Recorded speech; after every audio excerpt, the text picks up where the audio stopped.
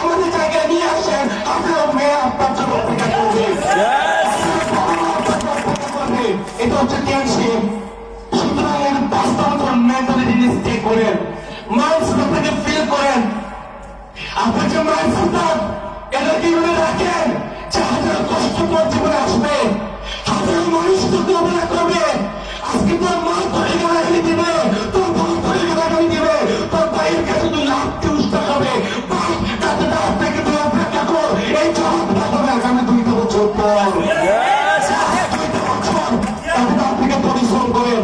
আমি বিশ্বাস করি এখানে যে 160 জন বসে আছেন, শুধু মাইন্ডসেট করেন 2 বছর লেগে তাকান।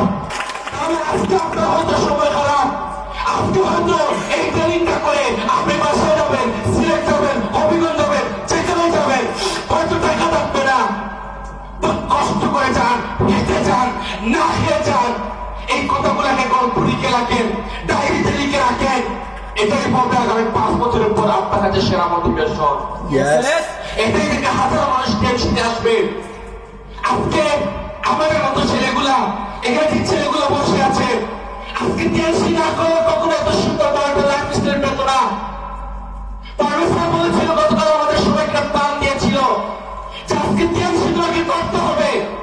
বাংলাদেশে কোনো মায়ের সন্তান নাই যে সে দেখাতে পারবে টিএমসির যে সেরা পেশা বাংলাদেশে বুকে আছে, এমন কোন মায়ের সন্তান নাই দেখাবে।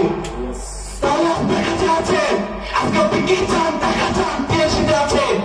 বাড়ি চান, টিএমসিতে আছে। গাড়ি চান, টিএমসিতে আছে। সুন্দর লাইফ স্টাইল চান, সাকিব আল হাসান এর মতো লাইফ স্টাইল চান, টিএমসি আপনাকে দিচ্ছে। কি লাগবে আপনার? সবকিছু আছে। প্রবলেম হচ্ছে আমরা পরিশ্রম করতে পারি না।